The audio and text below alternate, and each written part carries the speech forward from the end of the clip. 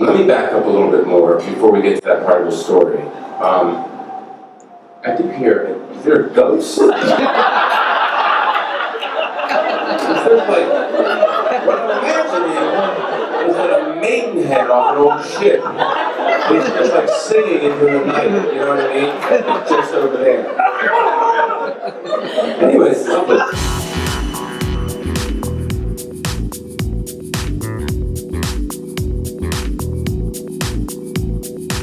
Seen him on the Late Show, the Tonight Show, the Late Show. I don't watch TV. The Tonight Show with Jimmy Fallon. He's also a TEDx speaker himself. Tons of entertainment, ladies and gentlemen. Dion Flynn.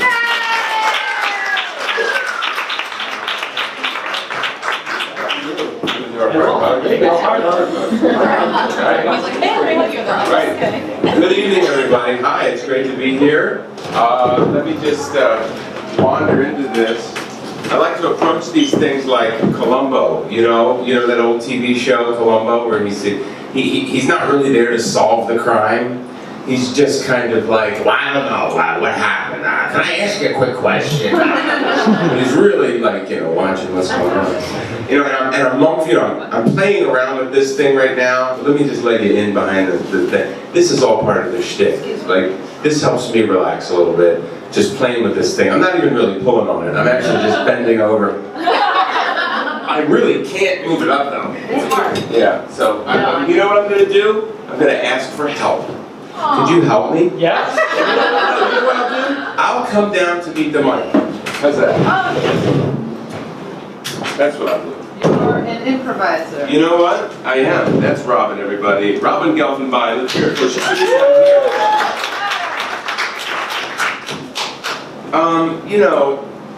Let's see what I can do here with this thing. Okay, I got a little thing.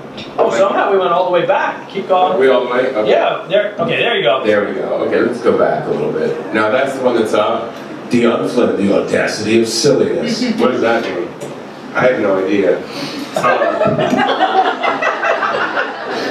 Obama with the audacity of hope, whatever it is. But the thing is, look, I have on this mind map that I made, and these two were great, by the way. Cambry and our good friend Andrew. So good. I mean, I really was moved in different ways by both of them. And I was doing this little mind map here just before we started, which is part of my preparation stuff. Because there's what I know from the history of my life and from talking and from performing and from all. And then there's what comes to me that day. And I like to be open to inspiration, what's happening in the room. You know what I'm going to do? I want to just make a little eye contact, because that used to be very difficult for me as a performer. I was performing one time at the Public Theater. I just sort of skipped over my promise to make eye contact, didn't I? Hold on. Because my body wants to get out of it. My body is like, let's not do that. That's a bad idea. No, because you're afraid you're going to look at this guy back here who's looking at his phone. I'm afraid I'm going to see him. And I'm going to be like, he doesn't give a shit what's happening here. And then my internal thing goes, well, you're failing right now. But he's giggling. Why is he giggling? Because we use the audacity of silliness, which is to just like name what's happening. I bear him no ill will. If he kept looking at his phone, honestly, to me that would have been funny. I would have had a good time. I mean, because you had that too. You call somebody out and they're just like, you know what? But that's what's happening in the room. Bad performances, are ones where you don't get to connect with people. Because I'm so afraid of how I'm going to come off or not come off, or trying to manage your perceptions and all that stuff.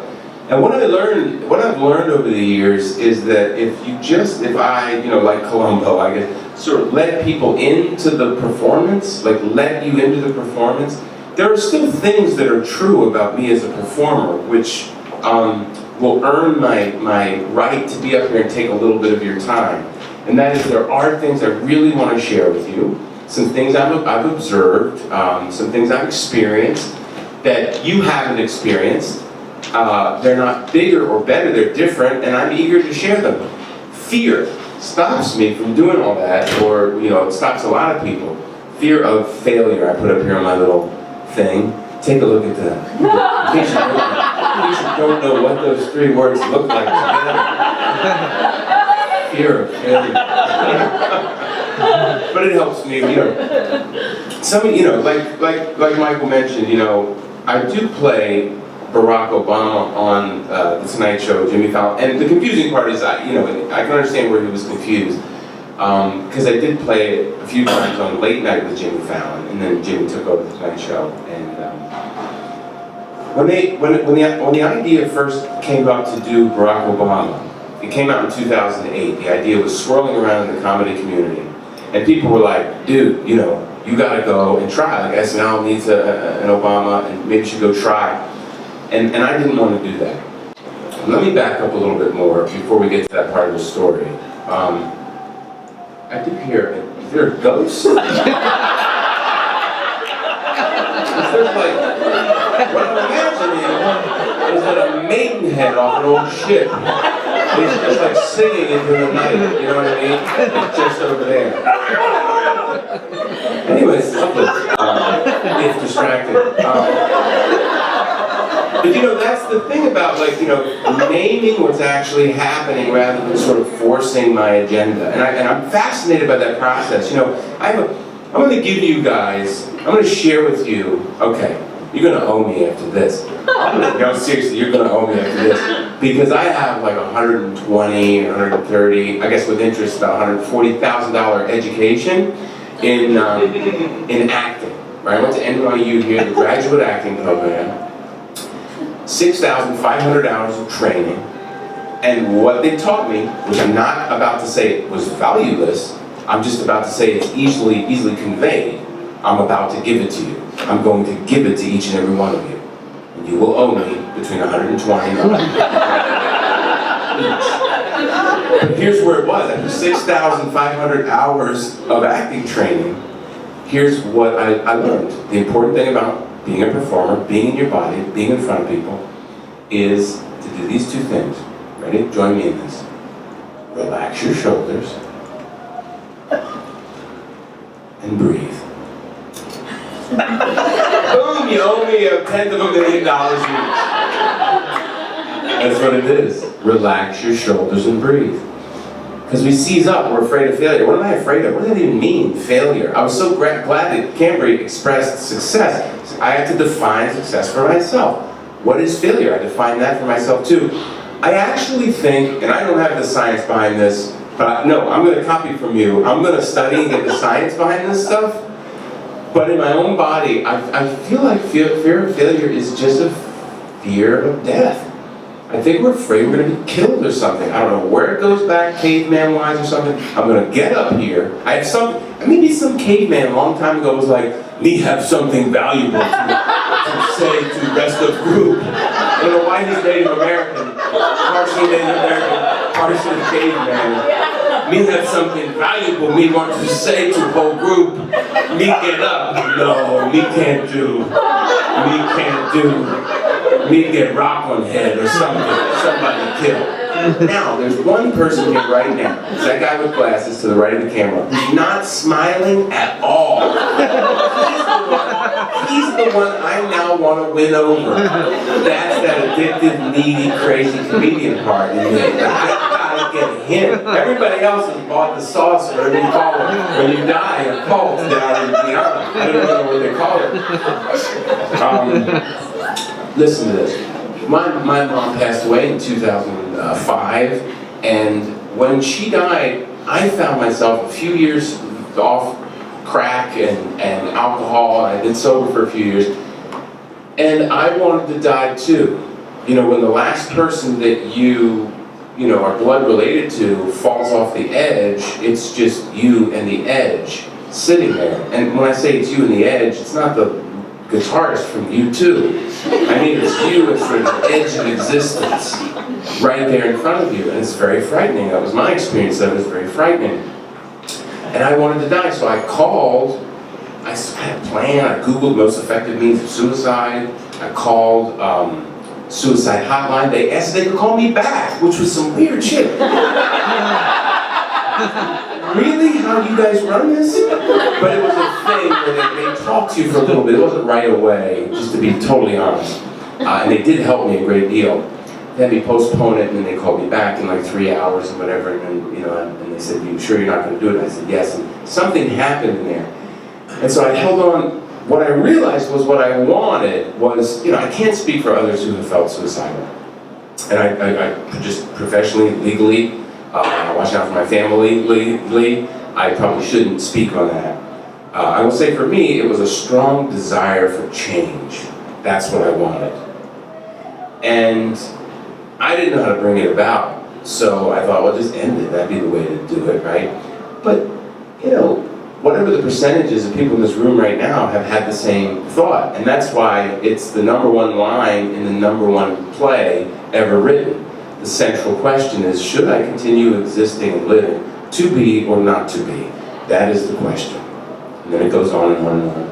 And I know the whole thing, but I won't do it right now. I'm tempted. I'm so tempted. As a trained actor, I really just want to give you like 40 lines of good Shakespeare. But I'm not going to do that. Fear of failure is fear of death, man. So I decided to stick to my word and not kill myself that morning. And they called back, and I hung around. And then things started to become clearer to me. I did a lot of, I began to meditate at that time. And I began to observe the thinking mind for what it is, which is just pop, I gotta do this, I gotta do that. I didn't do that well enough, I should do this better later. And well, it's a crazy thing that goes on inside my mind, at least. I'll speak only for myself. And when I became a detached witness, I started to see, okay, maybe I shouldn't take instructions from this crazy monkey. It's like a monkey on meth or something, just running around going, So I saw it for what it was, and that was helpful. And I lived that next year as if it were the last year of my life. I didn't make that up. I found a book by Stephen Levine called A Year to Live. And it was just basically gave a few suggestions about living the next year as if it was the last year of your life, including a funeral for yourself. And I spent a day at the end of the year in the cemetery. I made a little tombstone thing for myself. I taped it on the back of somebody else's thing. Very bizarre. Very bizarre. Some of you are probably going like, I don't know why I paid $1 too to listen to all this. But I had a fear of death, a fear of failing. A few years before, I had made a commitment to live my life as an artist. I was working at I was doing a catering gig. It just happened to be at the Museum of Natural History. And I was pushing a wheeled tower of champagne flutes in this like plastic stacky thing. And I was pushing it, and I became aware of slaves sort of building the pyramids on some sort of thing that was nearby. They were pushing in the same way these things that not that all work is slavery. Just at that moment it hit me that it wasn't for me because I was an artist and I wanted to share something with people. And so I got out of that job. I handed in my apron that day, and I said, basically I said to myself, no matter what comes of this, I'm going to go out and just try to have a dialogue with the world and with my creative self and see if we can find an exchange, okay? And things went downhill for a couple of years, and I got really depressed, that part that I told you about, ending in this call and then this year to live. But in the year to live, I just began to let go of everything that I thought I was afraid of losing. And really looking at, could I handle losing everything? In front of a crowd, I might lose the fact that you like me, or whatever you might think of me if I just keep my mouth shut. I might lose all of that. I'm taking a big risk by opening myself up to you. What I find is that the only thing that's really to be found here is another human being, just like you. And it's so crazy how far off that path I got, So that's all good and well, and things started to pick up a little bit. I got a couple of acting jobs and television, things like that. A little bit here and there, commercial. I got this commercial for Sprint right around 2006, 2007, and it was this one where I would come in and I would say, that's phenomenal. That was the thing. It was like, that was the big phrase of the thing, right? This guy stopped me on the street one day, and he goes, because everybody was seeing the commercial, and he said, he goes, "Hey man, you play on the TV?" I said, "Well, sometimes." He goes, "I knew it. My wife hates that commercial." There it was, my worst fear come true. Like, this guy's gonna like totally dismiss my work. But it was funny to me. I was like, wait a minute. What if I tell somebody that that happened? And I start to share this thing that's my worst fear. This worst fear is that I'm gonna be like not liked for what I put out there. Well, let's cut to doing Barack Obama. And I don't mean that sexually. It sounded a lot more sexual than I intended. But he's going to need a job after he gets out of the White House. So anyway, that's too far. So people said, you got to go to SNL because they need a Barack Obama. I didn't want to make fun of the first black president. I didn't want to betray him. Now let's face it. I mean, I would ultimately get the job, you know, because I look a little bit like if Barack Obama had a baby with the Grinch. Look at my face. Look at my face over here. Right? They put the fake hair on me, we get away with it. But I didn't want to betray it, and that was real. That was a real fear that I had. So, I'm coming out of this place of I need change, and I want to share myself, but it's getting up to these higher levels. You will know, my buddy, Ali Faranakian, founder of the People's Improv Theater, he said to me, you've got to go. He wrote for SNL for 6 months. He said, you've got to go over there. And when he said it, I really listened. I said, okay, you've got to at least try. I said, I can't, Ali. I'm afraid of betraying and making fun of the first black president. Now, when I was growing up, I was the only brown kid in my trailer park, okay? Which is the name of my solo show, which I will not do for you here tonight. My whole solo show. But growing up the only brown kid in the trailer park, the way I found power was to make fun of stuff. And the only way I knew into impersonations was to have a little bit of anger or disdain or judgment for something, right? If I had that, then I could mock it. I didn't want to do that to the president.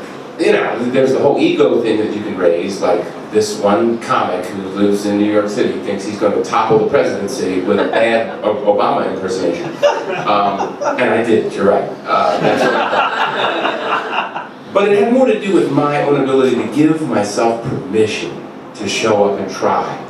So he says, Ali Faranakian says, well, you should go do this. And I said, I can't, because of the reasons I'm explaining to you, you know, so compassionately, so wonderfully, right? He said, is it that, or is it that you just can't do it? I'm like, damn, Ali, like, lay it out for me, why don't you? And it was both. I was afraid of being compared to something that was so testable. You could easily see my failure if I didn't get it right, and that terrified me, okay? So, but then, after a few years, Obama himself appeared with Jimmy, and I was like, well, I guess it's okay. I guess it's okay to be silly about the presidency and bring silliness, a shift in point of view, another way of looking at something. Is it tragic or is it silly? Why are the masks of comedy and drama side by side? I'll tell you something. I don't trust anybody who is always serious. I don't trust them. I don't trust anybody who's always joking. So if that's you, get up and leave right now. Either one of those categories. No. And I don't mean I don't trust them, I'm just like, it's not balanced. There's something in the animal that trusts balance, right? In improv, we have this, you know, this basic tool, which is yes-anding, right? You yes-and the offer that you're given. A lot of you maybe know about that, maybe some of you don't. I think it's pretty out there nowadays. And the universe was giving me this offer.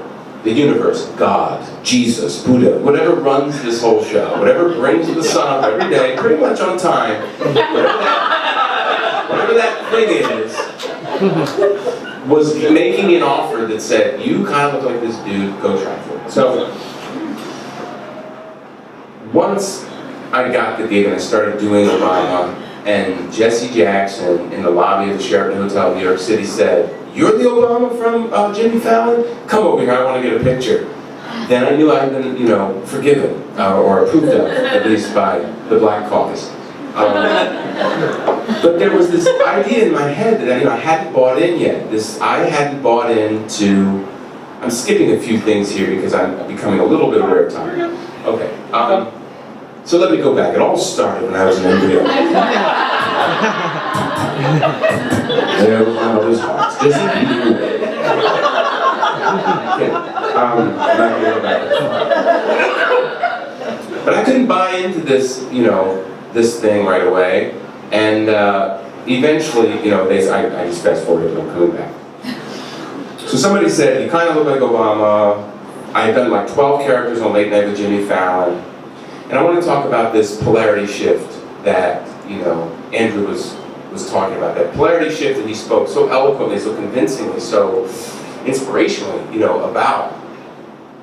I knew Jimmy Fallon from 1996, 1995. We both got to a TV show in Albany called Loose Camera. And we became friends. He was the only person I knew who had this videotape called Spike Lee's Doing It a Cappella. We bonded over that. I would take Jimmy to the woods and make recordings, and he and I would bring up a sack of novels, and I would read a sentence, he'd read a sentence, and he would read a sentence, I would read a sentence. I would always try to get him high. He would refuse to get high. He was really straight-laced and focused. So there I am, back in the woods. Jimmy confessed years later, he said, I did think slightly that you were taking me to the woods to murder me. You didn't laugh at that as much as I thought.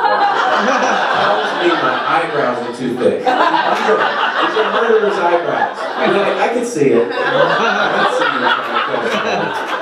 I get it. Believe me, I get it. Whenever I do an audition, they always go, can you just do it one more time? Just do it a little less angry. It's the eyebrows. And I'm just getting the eyebrows. Everybody's racist. That's my next talk. Everybody's racist. I'm kidding, guys. I'm not really. So anyway, I go and I do the audition, because they make me audition, and I study all these audio tapes, and I try to get Obama down, I try to do it, and I go in, and I do it, and then they start to book me, on the show as that character, and it's been many, many times since then. Some interesting things have started to happen with this idea of buy-in. Once I bought in, took a risk, and got past that fear of death that people were going to say, you can't do this, something shifted. People began to write comments. When I began to appear, this is a recent one, this is Jimmy as Donald Trump, and Dion as Obama. But people would type things into their little YouTube comments when we were doing it back on Late Night with Jimmy Fallon. They would type, and I would read them. I'd be stupid enough to read them. Because I'm looking for validation. I'm going there looking for nourishment. It wasn't enough that I'm on a national television show. I could go home at night and read the comments and try to just feel a little bit better about myself. You know what I mean? I'm married at this time. Like, honey, get away. I'm trying to read about myself. People were writing like, why does the Obama look like an old man Drake? Why does he look like if, Obama had a baby with Frankenstein? Why does Obama had a baby with the Geico caveman? It's this phrenology, But with every comment that came from a scared person in the dark who wasn't putting themselves out there, for the most part, I'm sure a couple of those people were big name celebrities. I'm sure Jimmy was on there under a pseudonym, typing in a couple of comments. For every one of those comments, I gained some kind of what are they going to do? They're not going to kill you. They're not going to kill you for not being perfect or for sharing yourself creatively. And it really helped me. Then the live appearances started. I started putting on the suit and making live appearances because people would reach out to me. We need an Obama for the opening of this, this IPO for a company. We need an Obama at a Sheva Bracha. There, we got a couple of Jewish people here. Right? That's my Jew finder right there. I just go, if I'm lost somewhere and I need to find a Jew, I just go, Sheva Bracha. All the Gentiles are like, what? It's like a 7-day wedding thing, but anyway, you go, and they want an Obama speaking. I have no idea why. I think it's because Obama is half black and half white, so am I. And he's Talmudic, because he must look at everything from both sides all the time. That's just my theory.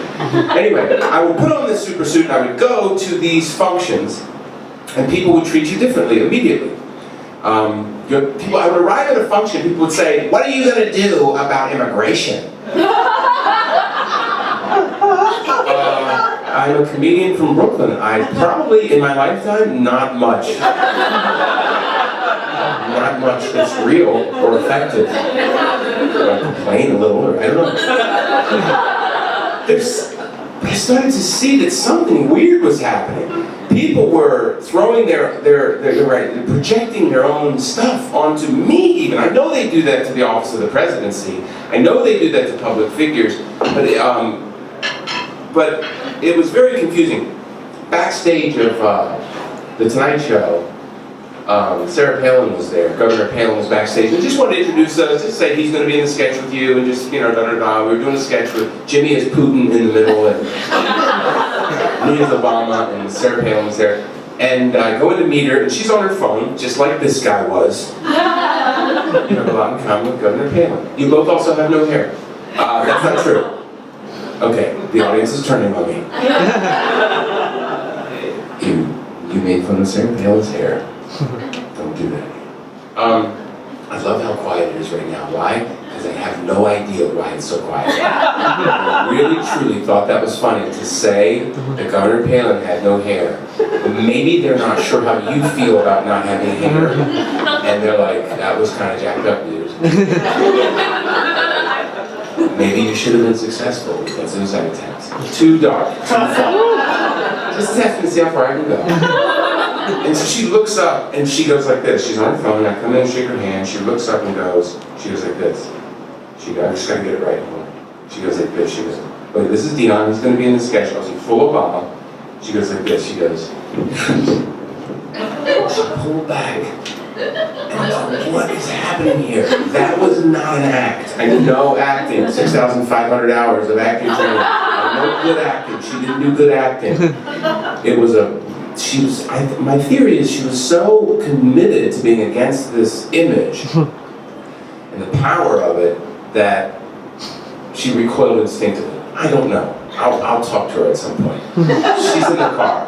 Wait, the car is running. So I started to make, more live appearances, and I would see that people had ideas, hopes, things that they wanted to put onto this Obama, even if it's an impersonator. I got called for a deathbed Obama. I got a call 9 weeks ago. We need you. We need an emergency Obama appearance in Chicago. Now, people don't need an Obama impersonation, anything beyond mildly, usually. It's usually politely tolerated, okay? But never have I had an emergency, and I say, okay, I'll come out there and I'll go. And I can't tell you how strange it is. But when I make these appearances, what I do is I pretend like the NSA and Obama and all the presidents in the past have been spying on you. And I gather information from all the people closest to the CEO, or the woman dying in the bed, or the celebrant for the birthday, or whatever it is.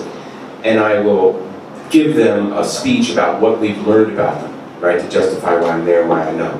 So I did that for this woman who was dying in her bed. And I can't tell you how surreal it is to be dressed as the president. You never thought there'd be a black president, first of all, when you're a kid in the trailer park. And you're sitting there singing Leonard Cohen's Hallelujah, next to a woman who's on heavy pain medication, sipping a vodka gimlet in her deathbed in the living room. I don't think I've had a stranger moment. She died 2 days later, not because of my performance. She was already, headed there. And this is them. That's the family that they flew me in. And I'm telling you this because, to my mind, the thread that I'm drawing is there was a moment in my life when I thought that the change I needed was to end my life. There were a number of years when I knew Jimmy was very successful and I didn't want to approach him. Why? Because I didn't want to approach him on the take. I wanted to get to a place of sufficient growth where I actually had something to offer. So that the polarity of the reintroduction would be one of giving rather than taking. And all I can say is that something completely turned around, and the ability to give back, dressed as I do a really bad Obama, I feel like. I'll give you a little bit of Obama, just if you've never seen it or you've never looked it up.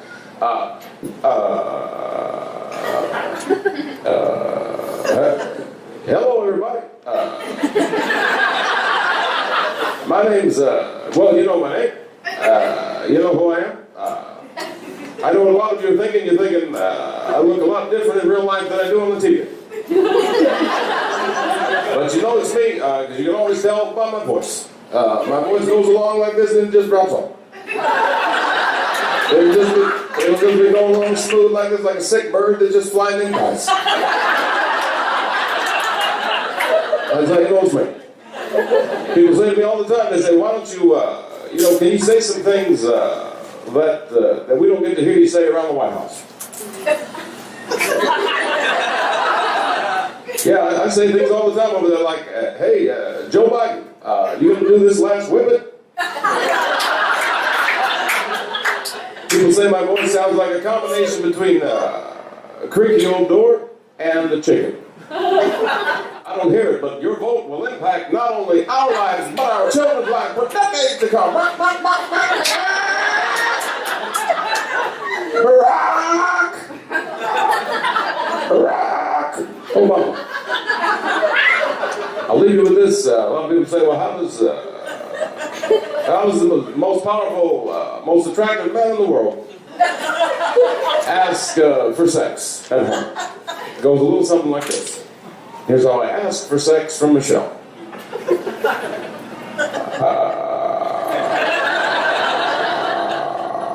And that's just the door to the Lincoln bedroom.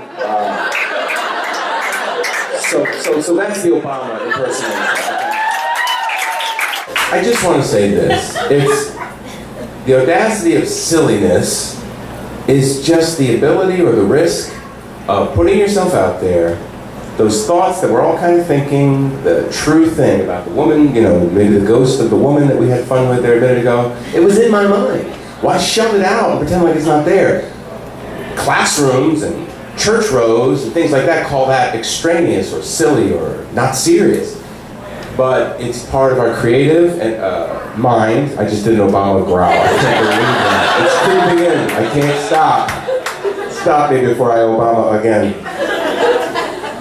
And by not giving up on that day, I said yes to a lot of wonderful things, opportunities to be with people. I found my lovely wife, Amy, and we have our beautiful son, Miles.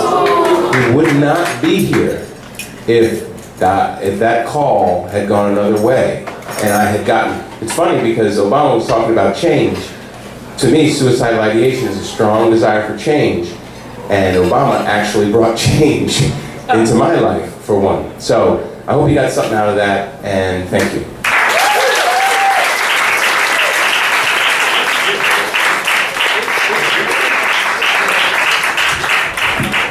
Move it down as well.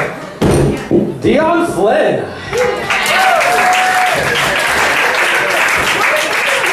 Heather, is he fun to work with on set? He's good? Yeah? You have to say yes. You have no choice. Oh, no, say no, not here. Not given everything I just said. Like, give your real answer. Well, they don't know that she works there. Well, now they know. Do they? You just told them. Oh. So, is this an actual, I know it's based off the book, but are you actually planning on writing something? That was my TEDx talk that I did 2.5 weeks ago. And I allowed myself to not be completely certain of what it was and how I refused to not have an improvisatory cadenza piece to whatever I present. Because I have to be able to do my, we're here from Africa, slaves I'm talking about now, that side of me. We're here from Africa, we take, welcome to America, go, improvise. That's where jazz comes from. Right. The idea is just make it up as you go, right? Improv. White, Irish, you see a lot of Irish people, a lot of Jewish people, doing it. I think these are people that are needing to, be fast, they've been oppressed, and if you notice, everybody's been oppressed. I think white people have been oppressed too, I really do. I just did a Trump gesture when I said that.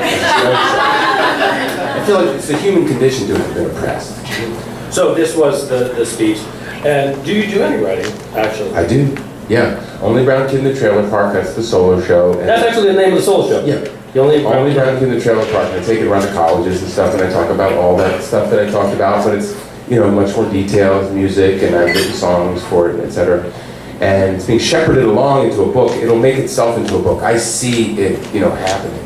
Good. on its own. It's almost like in spite of me. And probably 10 years ago, you never thought you were going to be doing this kind of work right now, right? Or did you? Well, which in particular I can answer? Well, from being on the Fallon Show to speaking on TED about your experiences. That's great. That's a great question. If I'm to be honest, I always saw those things. I always saw them, but I didn't think I could ever show up for them. I didn't think I could surmount the fear that was keeping me from them. And I would always derail myself in some way from having the success that deep inside, like my whatever the thing you're born with that guides you to where you go, that thing was always messaging me to do that. That's how I found myself in a graduate acting program. You don't find yourself there without really efforting, right? But the fear, once it started to maybe look like I was going to make a real contact with that moment where I have to say, do you accept what I'm putting out there? Every time I would come up to that point of risk, I would find a way to sabotage myself, including drugs, alcohol. Is this part going to be on the video too? We can cut it or we can keep it. All right, don't include this part. Also, and I don't know what to say about it. You ask a very deep question. My question to you is, your question was, how does one get oneself out of it, or something roughly like that. My question is, do we get ourselves out? I don't know. Well, you said as you were talking, you need to give yourself permission to. Right, to perform. Right, to perform. To perform. But isn't it the same, give yourself permission to stop smoking crack, to stop doing different things? And how does giving oneself permission to move forward in whatever it is, whether it's a dark place or just that fear of going up and talking to the celebrity? I didn't hear the second half because I stopped listening because I had one answer I wanted to give you. It was this, and I don't want to lose it. It was, okay. So going back to the idea that when I was a kid, those were solutions. Those addictions were solutions to the feelings. I would say the permission would be to learn that it's okay to have the feelings. When Andrew was up here, there was a great part of his story where he was in the back, in the living room where they had gathered everybody. He paused the video and he said, I'm not ready for that. Emotionally, he was just like, I need to pump the brakes. And then something shifted. He said, okay, I'm going to let myself cry in front of everybody. That's the moment I'm talking about. So if there's a permission, it's a permission to feel all that was being numbed and repressed and sedated and smoothed over by the addictive process or substance. That's been my experience of it. So giving yourself permission to feel. Yes. And that starts with learning that that's even possible or that might be what's going on. And again, it sounds as if it could be something as dark as wanting to commit suicide or scared to go out for an audition just to feel it. Right. Or to create something. Say that again? That to go at, whether it's wanting to being in that place of wanting to commit suicide, or wanting to go on an audition, or wanting to create something, or wanting to ask somebody out, whatever it is. Right, because to allow yourself to feel. Yes. Well, I won't commit to that, but I will say that this much I know is true. It's the chasm of the unknown is the same. It doesn't matter what's on the other side, really. That chasm of the unknown that we're stepping into, it's whatever your front edge is. Yours might be, I'm afraid to go outside, or I'm afraid, But to embrace the unknown. Embrace the unknown. Let me, 1 second. To embrace the unknown, is that what I'm saying? Maybe, but if this encompasses it, I'll say this. To sit in the stillness that comes, to sit in the stillness rather than fix the feeling, rather than jump on it as if it's wrong. People in school, in this graduate program, would cry because of the pressure. That was comforted by the staff. Me and other comedian types would laugh, but it was a similar off-gassing of genuine feeling. But it's not considered always a legit expression. It's considered disruptive because, like you're saying, humor always points to the truth or a surprise. And we want to keep surprises a lot of times to a minimum. We're going to have a business meeting right now. I want to keep all the unplanned stuff to an absolute minimum. Okay? And the topic for today's workshop is spontaneity.